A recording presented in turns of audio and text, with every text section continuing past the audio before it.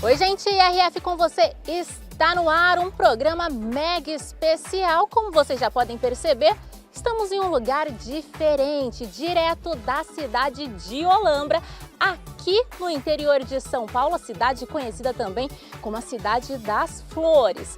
E olha, o motivo também é muito especial, viu? A gente veio aqui para conhecer uma experiência. Imagine só você passar uma tarde aí com um coxinho europeu. Só que o melhor, sem sair do Brasil. É isso mesmo, aqui é possível. A gente veio conhecer essa experiência promovida aí pela Conect Flora, aqui no The Imigrante, esse café que fica aqui na cidade de Olambra. Essa experiência promete mergulhar a gente aí numa cultura, numa gastronomia holandesa com uma tradição muito, mas muito especial, gente. E quem é que vai contar pra gente isso tudo é o senhor Antônio Hulshoff, isso em português, viu? Porque o sobrenome entrega aí a origem, né? Tudo bem? Muito bom. Tô feliz que vocês vieram aqui a Olambra e vamos nos encaminhar para uma experiência diferente de cultura holandesa. É isso aí, então, Tony, bora lá!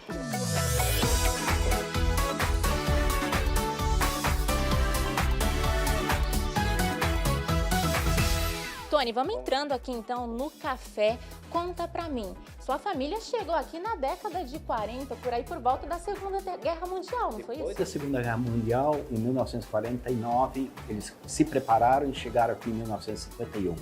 É isso com aí. 54 cabeças de gado. Olha só, tem bastante história, hein? Tony, conta pra gente, a cerimônia do chá que tem aqui, é uma tradição de família, uma tradição holandesa, de onde vem? É tradição de família, mas é uma tradição holandesa, como também tem tradição de chá no mundo inteiro, tanto inglês, francês, mesmo japonês e coreanos, e todos eles têm a tradição de chás. Bora lá, então seguimos aqui para a mesa onde está posto, né, a nossa tradição de hoje. Conta pra mim, qual que é a diferença aí da holandesa e também dessas outras que você mencionou, como da cultura inglesa e tudo mais. 5.000 anos atrás nasceu na China, por uma coincidência. E esse chá foi muito desenvolvido na Ásia. O chá veio para a Europa através das milhas, ou vamos falar da navegação, para trazer aqueles produtos que tinha lá. Esse produto, que são as especiarias, essas especiarias eles eram muito importantes para a Europa, elas trouxeram outras culturas que é o chá. Então foi para a Inglaterra, foi para a Holanda, foi para a França, foram para vários lugares. As culturas elas são diferentes. Na Inglaterra, elas são mais específicos para encontros de negócios. Então era chique. Na França, ele era muito mais levada para a cultura e para eventos culturais. Na Holanda, ele era diferente por conta que era o pós-serviço. E aí entra o sistema de comunicação, porque era um meio de comunicar com todo mundo no mesmo momento. Então todo mundo sentava na mesa, tinha o chá e era dividido em 3 etapas. O ritual era, primeiro, falar sobre o que você fez durante o dia. Olha só, então tem 3 etapas. 3 A primeira etapas. Falar o que você fez durante o dia. A segunda etapa é receber ordem para o que você vai fazer amanhã. Dentro de estrutura familiar, era importante saber o que tem que fazer no outro dia, era a programação. E depois um sistema de confraternização, ou falar, a palavra está livre, você pode falar, todo mundo podia falar o que quisesse, que queria um momento livre. Tudo isso era realizado entre 30 e 45 minutos. Uau. Todos os dias, às 16 horas, a minha família se reunia e fazia exatamente esse processo, e que eu me lembro muito bem de como era feito naquela época. Você comentou aí, né, então, que seus pais migraram para cá em 49. Isso. Chegou, você nasceu aqui mesmo no Brasil. Isso, eu nasci aqui, até meus 7 anos falava só holandês, e depois eu comecei a falar só português, e felizmente eu não acabei aprendendo, não fui alfabetizado em holandês, sou alfabetizado só em português. Olha, que bacana. E olha, você me comentou também, né, sobre essa questão dessa tradição do chá.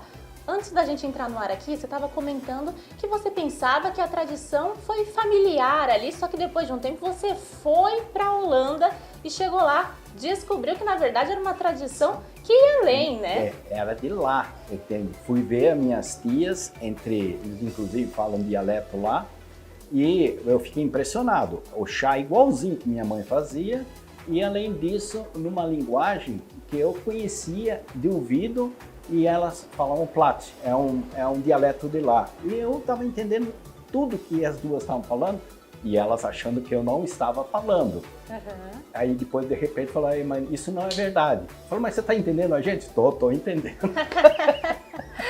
Bons causos de família. É. E foi daí que surgiu a ideia de trazer essa experiência aqui para a Olambra? Ainda não, porque isso aconteceu foi em 2000. E em 2000, a Olambra não era turístico. Então, a gente só estava vivendo normal, produção de flores, toda a parte cultural da Olambra funcionou igual sempre funcionou.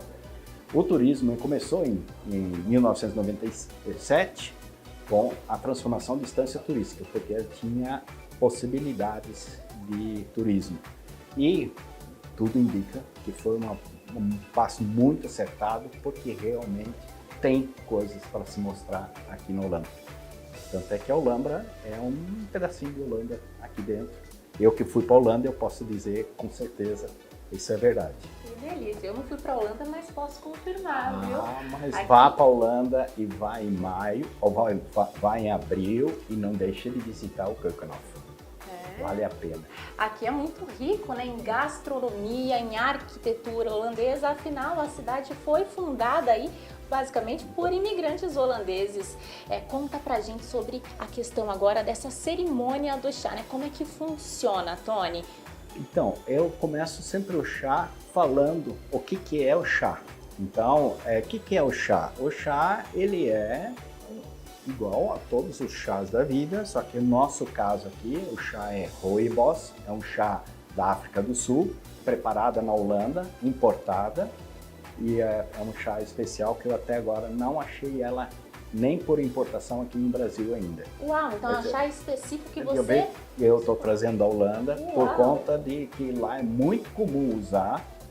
No Japão é comum de usar esse tipo de chá, rooibos também. Então tem vários lugares que tem no mundo, mas aqui no Brasil ainda não vi esse chá comercializado. Então, para proporcionar essa experiência, tem que exportar. Tem que importar, preciso desse chá. Aí eu também falo de cada bolacha e já podemos começar. Vamos servir. Bora lá então. Vamos servir um chá, porque aí a gente já faz a melhor hora. Esse chá rooibos, ele é um chá que não precisa pôr açúcar, é um chá medicinal e muito bom, que é usado muito na Holanda. Então o que eles falam na Holanda? Todo doce que se toma, o chá resolve. Então quem toma esse chá com um doce, já resolve o problema do doce que você comeu. Porque o doce hoje em dia está todo mundo atrás, né? Então ele já vem bem adocicado naturalmente. Aí você pega essa bolacha e põe ele aqui em cima para a gente poder fazer a infusão do calor do chá, para poder, enquanto que a gente conversa, ele amolecer um pouco. Você vai ver que delícia que vai virar. Essa bolachinha que você colocou aqui em cima, então, qual que é? Essa bem típica, né? É típica, ele chama-se stroopwafel. Stroopwafel. Isso, é uma bolacha dupla com caramelo no meio. Lá, o stroop não é caramelo, mas é um tipo de caramelo que eles colocam dentro para poder virar essa bolacha. Aqui no caso é caramelo. No caso, essas daqui precisaram ser importadas também, trazer essas de são fora? produzidas aqui. Essas bolachas são todas produzidas aqui. Olha que bolacha, bacana. a marquinha holandesa que produz essas bolachas, eles são produzidas desde 1955, que quando o padeiro veio aqui para atender essa colônia holandesa aqui. Então essas bolachas, as receitas ficaram agora tocado pelo filho dele, que é o Frank. Então ainda continua a mesma tradição e o mesmo tipo de bolacha da época que veio da Holanda também. Que bacana. E não é só essa, né? A gente tá vendo aqui outras três opções. Quais são essas, Tony? Esse aqui é de Gouda. Então é lá que começou esse aqui. Em Gouda é onde que é a mesma cidade que tem os queijos. A gente também faz a viradinha aqui da bolacha para fazer ao outro lado da bolacha, deixar menos duro, né? E aí essa bolacha foi produzida com restos de bolachas que tinha lá na época. Então era bolacha popular, bolacha que não tinha valor. Uau. Então, e hoje é que nem a feijoada na época, aqui no Brasil, não tinha valor nenhum, e hoje é uma comida praticamente típica brasileira, muito valorizada no exterior. Então, realmente. Isso acontece. Então é correspondente aí à nossa feijoada. Isso. Gente, olha, daqui a pouquinho o Tony vai continuar aqui com a gente, mostrando os detalhes das outras bolachas, dando detalhes do chá e de muita história e muita cultura. Mas antes a gente vai para o intervalo bem rapidinho.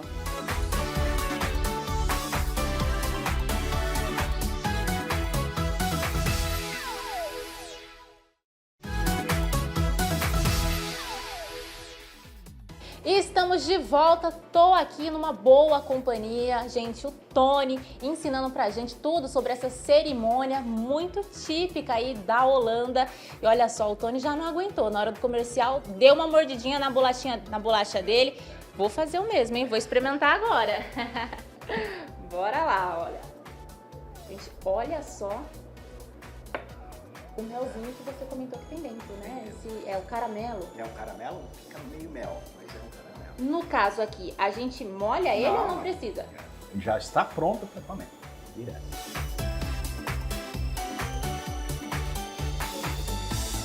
Faz muito bom mesmo, Tony. Mas essa é só a primeira etapa, né? Tem a segunda etapa. Qual que é? Vai contando pra gente. A primeira etapa é a ideia, então, da gente receber as informações. E essa primeira etapa, quando você recebe informações, elas são muito engraçadas, principalmente na minha vida, de quando tinha 12, 13 anos, quando acabou a ideia do chá, eu percebia da importância disso em relação à disciplina de casa. Então, eu também era chamado para dizer o que eu estava fazendo, como estava fazendo, mas também tínhamos outra coisa em casa, que era todos os colaboradores do sítio sentavam na mesa com a gente. E aí eles recebiam a mesma obrigatoriedade em ver o que estava acontecendo, explicar e dar o resultado que tem. A segunda etapa já é aquela parte que passa a ordem para o dia seguinte. Então é uma comunicação que a gente tinha. Essa comunicação era importante e também acontecia muita coisa engraçada. Então eu conto parte dessas coisas engraçadas para o pessoal que fica e consegue ter um tempo para escutar essa história. É isso aí. Qual biscoitinho entra nessa segunda parte? Começa com esse desculpa. Começa com este aqui, ó, olha que só. é o Sprit. Mostra ali, ó, pra câmera qual é. Essa aqui é o Sprit. O Sprit a minha mãe colocava numa bandeja e fazia esse bolacha. Ela mesmo fazia, e fazendo ele à base de manteiga, né? Então, e aqui ele participava com valor maior por conta da raspa de limão, que na Holanda não tinha, lá era vanilla. E aqui, ela falava que aqui era chique, porque era com raspa de limão. Então essa bolacha, então, enquanto eu conto a história que tinha das ordens do dia seguinte, eu pego uma bolacha, a gente experimenta a bolacha e faz a pessoa ver. Depois temos uma segunda bolacha, que é essa aqui. Que linda! Essa bolacha, ele é feita com amêndoas. Uau. Então é um crunch, ele é muito usado na época do natalino, mas também tem o normal que existe. Esse aí, a minha mãe não fazia com amêndoas, porque nós não tínhamos amêndoas aqui. Era feito com amendoim. Muito melhor do que esse.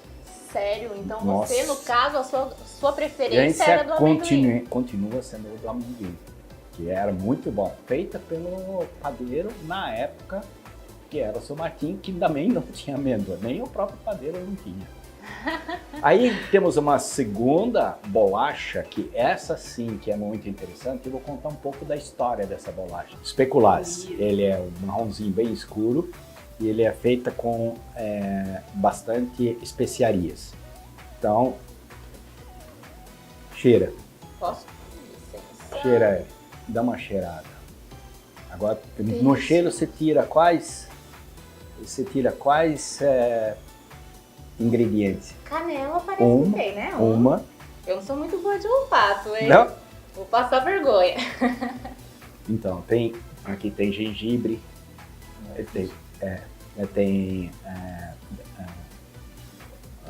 como é que ele chama lá? Aquele cravo da Índia. Então tem várias coisas que tem aqui dentro em uma proporção bem especial. O que aconteceu? Na época do transporte de especiarias da Holanda para a Índia, Japão e voltar, era feito com barcos de vela. E barcos de vela, ele passa por tempestades. E nas tempestades, você tem um problema que é do balanço muito grande desses navios. E embaixo eles são arredondados e toda a parte dessas especiarias, eles ficavam empilhados em potes de barro, potes de barro. Não era potes muito. E isso, com o balanço, teve uma fileira, que foi muito forte o balanço, e quebrou. E aí, quando quebrou, começou a quebrar como se fosse um dominó. Quebra um, quebra outro, quebra outro, quebra outro. Aí, junto com a parte dos cacos de barro e mais, começou a fazer uma mistura como se fosse uma bitoneira. Caramba! E aí chegou na Holanda e ninguém quer ter caco de louça mais misturado às especiarias. Ninguém queria mais comprar. E aí ficou dentro de um depósito em Amsterdã e começou a exalar aquele cheiro maravilhoso que todo mundo... Das misturas que tinha. E apareceu um padeiro que pegou essa mistura em 1803 e levou para casa para experimentar se desse certo. E tirou os cacos de barro fora e fez a primeira bolacha Speculaz. Ficou muito gostoso, todo mundo gostou, todo mundo adorou essa bolacha e ele voltou lá. Aí, lá nesse salão onde estava todo isso aqui, ele falou se ele podia buscar mais um pouquinho disso aqui, né? Aí o cara falou, não, ou você leva tudo de graça ou não leva nada. Uau! E aí ele levou pro sótão dele. Ele tem um sótão, não, como é que chama? Embaixo, Kelder, hein? O porão? Porão. Então ele levou tudo e naquela rua passou a ser cheiro. E ele produziu durante um ano, usando esse material aqui. E esse foi a bolacha mais barata produzida na época. Porque era de graça e o mais gostosa. E foi até a França, foram para um monte de lugares isso aqui. Então essa receita ficou na mão dele todo esse tempo. Acabou esse produto, ele começou a fazer uma nova tentativa de pegar. Ele falou, não, acabou, não tem mais. Esse foi um acidente que aconteceu, agora não tem mais. Aí ele falou, mas então eu não vou poder mais produzir? Pode produzir sim. Usa esse material que tem e você produz só uma vez por ano e cobra o preço que você achar que deve cobrar. E dá de presente para, como sendo São Nicolau, que o nosso Natal é 6 de dezembro, não 25 de dezembro, nosso é 6 de dezembro. E oferece para todo mundo para usar isso como presente de Natal. E para nós, até hoje, a gente usa isso como presente de Natal. Caramba, então uma bolacha aí que surgiu em 1800 e que virou tradição até hoje, 2024. Ainda aqui na Holanda ainda continua essa tradição dessa bolacha. Que delícia! E conta pra gente, Tony, o chá aqui começa pontualmente às 4 horas da tarde, né? Pontualmente às 4 horas da tarde, em função da tradição que a gente tinha. Então almoço, sempre à tarde, 4 horas, 3h30, 4 horas, mas o nosso sempre foi às 4 horas pontualmente. Só que também era final de dia.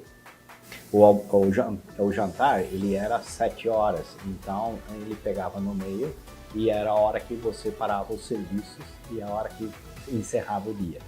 E quem pode participar aí? São para grupos de quantas pessoas? Qual que é o mínimo? Para ficar legal e não ficar um chá muito turbulento, né? Muito difícil de você administrar, o grupo ideal é de 10 a 15 pessoas. É bastante gente aí para trocar muita experiência, afinal também essa é a ideia, né? A ideia é de trocar uma experiência. Todo mundo fala, mas final de tarde, o negócio é tomar uma cerveja bem gelada. Eu não sei. Esse aqui é cultura. Então, na realidade, o chá, ele funciona muito bem e é muito legal e é muito gostoso quando você está num clima temperado ou vamos dizer um clima mais frio, como é na Holanda sempre. Então, o chá quente na Holanda tem tudo a ver. Aqui, o chá quente não é a melhor opção, a não ser de maio para frente. Maio até, vamos falar até agosto, setembro. É verdade, finalzinho aí do inverno, né? Finalzinho do inverno. E quanto tempo dura essa experiência aqui? Olha, normalmente é de 1h30, mas eu nunca consegui terminar com 1h30. Vem uma pergunta, vem outra, vai levando, e teve uma vez que levou 4 horas. Só para imaginar que não para, é muita história. Então, mas o ideal é entre 1 hora, 1h30 e 2 horas. Isso é o ideal. Com certeza. Ó, vou confessar aqui que dessas daqui que eu experimentei, todas estão muito cheirosas. Só vocês sentindo aí esse cheirinho, você aí de casa vai ter que vir conferir para ter noção, né, do sabor disso daqui, gente. Mas olha, essa daqui é minha preferida. Dá até para comprar, inclusive, e levar, né, de presente aí para os familiares, para os amigos, não é verdade, Tony? Muito bom. Quando a gente fala desse chazinho, ele pode ser consumido também a qualquer hora do dia, né? Porque, como você disse, ele também tem aí questões medicinais envolvidas. Ele é muito bom porque o açúcar, quando ele é consumido em excesso pela gente, ele não é bom. Mas se você tem compra o açúcar, que é esse chá, fica gostoso, porque o doce, ele é bom, né? Comer um docinho é bom pra caramba. Com certeza. Uma dúvida que surgiu agora, todas levam um toquinho aí de canela? Que essa daqui eu sei que tem, e essa também. Essa tem canela, essas duas não. Mas essa aqui tem um pouquinho coisinha só de canela, essa é bem mais. Essa aqui já tem bem mais canela. Esse chá, né, que acompanha, você estava contando aí o nome dele e toda a história. Normalmente é só ele? Sim. Esse chá que eu sei que é desse jeito, é só esse chá. Tem outros chá medicinais, né, que é o chá que se toma para dormir, o chá de erva doce. Então tem vários tipos de chá que são muito bons também. Mas esse aqui, ele não é o verdadeiro chá, ele é feito de um arbusto e ele não tem cafeína. Não tem cafeína, então pode tomar à noite tranquilo, que não tem problema. Você pode. Então em casa a gente toma esse chá e ele faz bem pra gente. Que bacana. E olha, como a gente viu aqui, né, ao longo do programa, é uma cerimônia recheada, muito bem envolvida em história, em cultura e muito rica em sabores. Para quem quer encontrar vocês, como é que faz para ter essa experiência aqui? É ligar para Connect Flora e marcar e tentar saber o dia que vai ter o chá. Normalmente é de sexta-feira às 16 horas. Mas se não fechar o grupo, normalmente a gente não fecha e não executa. Então só executamos quando fecha o grupo. E no caso são 6 pessoas. 6 pessoas, no mínimo 6 pessoas. E pode ser família, não tem problema nenhum. Criança pequena é difícil porque não vai entender. Então o ideal é de 15, 18 anos para frente. Seria muito legal porque já entende o que é um chá e porque não existe mais isso. Isso é um resgate mesmo. Esse chá não é mais comum, ninguém faz mais o chá. É pura história. É né? pura história de como era antigamente. E com essas lembranças maravilhosas, a gente vai ficando por aqui nesse programa super especial e esperamos te encontrar amanhã. Eu sozinha, infelizmente, não vou ter a companhia do Tony, mas tudo bem, né? A gente faz parte. Vou aproveitar aqui, vamos ficando por aqui tomar nosso chazinho, né, Tony? Ok, vamos.